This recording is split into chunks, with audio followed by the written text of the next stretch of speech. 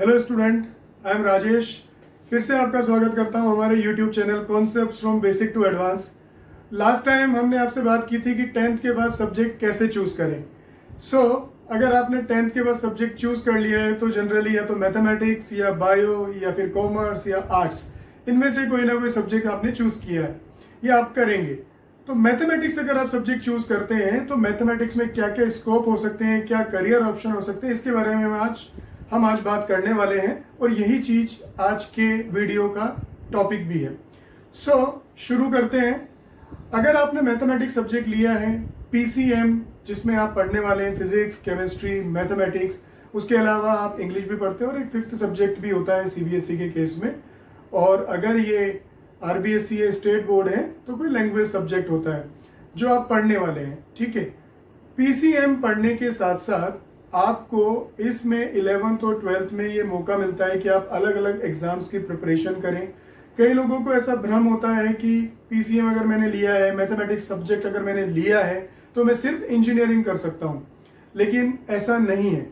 अगर आप mathematics subject ले रहे हैं तो ये एरिया बहुत वाइड है, इसमें बहुत सारे करियर ऑप्शन है। जैसा कि आप यहाँ स्क्रीन पर देख भी सकते हैं, बहुत सारे करियर ऑप्शन आपको दिख रहे हैं, जिसमें से कुछ मैं आपको बता देता हूँ। जैसे कि आप नेशनल डिफेंस एकेडमी, जिसको हम एनडीए कहते हैं, वो एग्जाम दे सकते हैं और आर्म्ड फोर्सेस में जाके वहाँ सर्व कर सकते हैं। इवन आप वहाँ जाकर इंजीनियरिंग भी कर सकते हैं।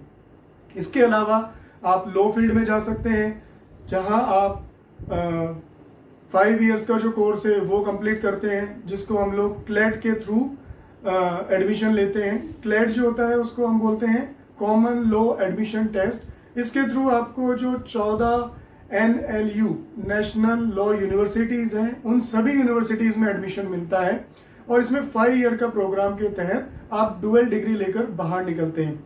इसके अलावा आप फैशन टेक्नोलॉजीज़ में जा सकते हैं।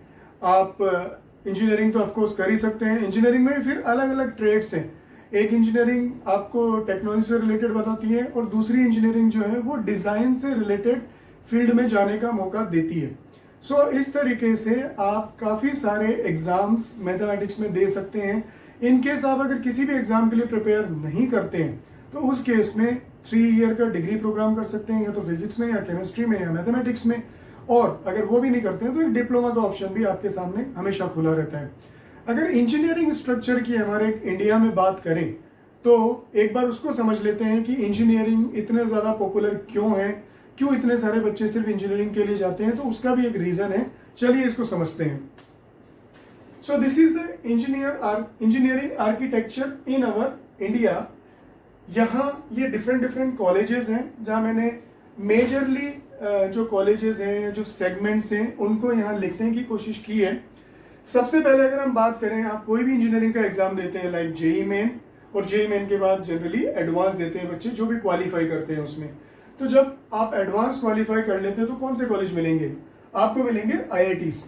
टोटल 23 आईआईटीज हैं, इंडियन इंस्टीट्यूट ऑफ टेक्नोलॉजी, जिनमें कुल मिला के अराउंड 11,000 सीट्स अवेलेबल हैं। और ये अलग अलग ट्रेड्स में हैं।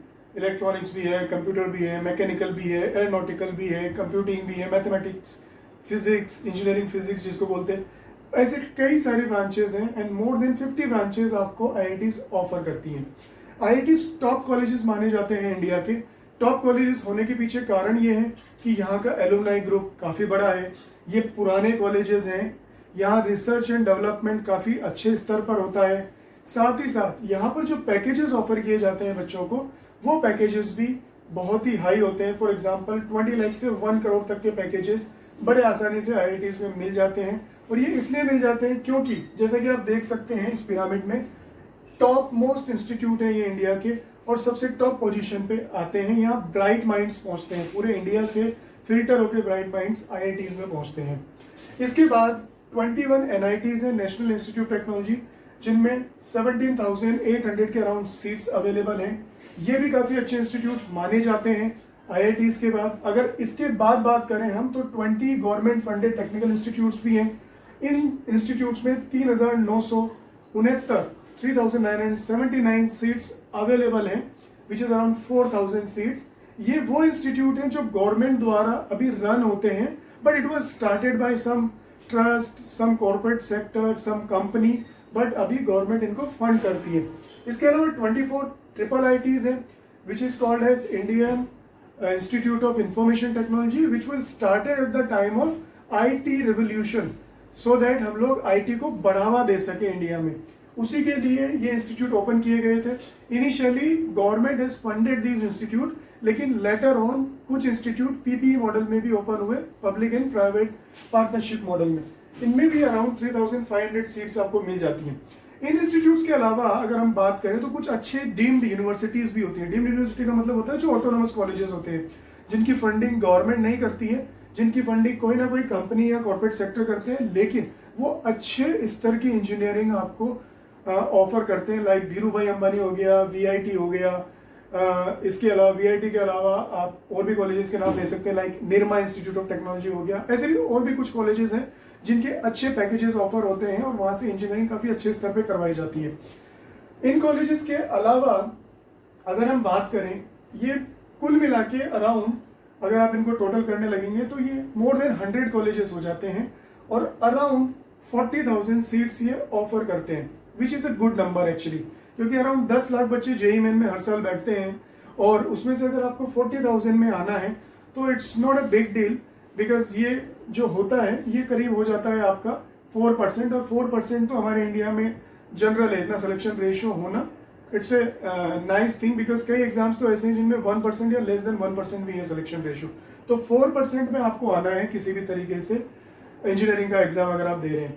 अगर आप इन 4% में नहीं आ पाते हैं तो आप ये भूल जाइए कि आपको एक बहुत बड़ा पैकेज एकदम से ऑफर हो जाएगा या फिर आप एक बहुत बढ़िया कंपनी में जा पाएंगे, क्योंकि उसके बाद जो कॉलेजेस बचते हैं वो है प्राइवेट कॉलेजेस।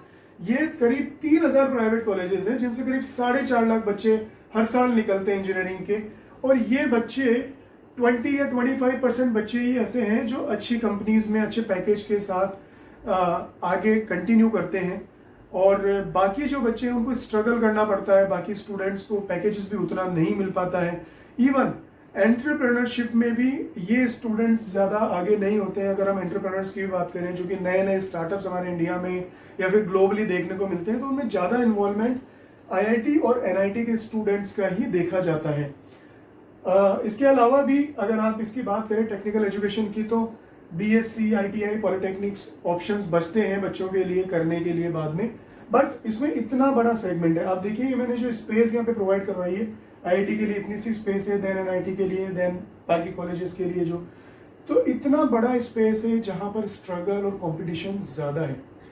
सो हमारा हमेशा से यही रहता है कोशिश, हम कोटा में भी बच्चों को यही कोशिश करते हैं और यही बताते हैं कि आपको कोशिश करके किसी भी तरीके से इन कॉलेजेस में एडमिशन लेना है। आइदर आप 12th तक और 12th के बाद जो ड्रॉप करके प्रिपरेशन करते हैं उसमें पूरी मेहनत कीजिए और कोई ना कोई सीट निकालिए अपने लिए, या फिर आपको अल्टीमेटली बाद में तो मेहनत करनी ही पड़ेगी।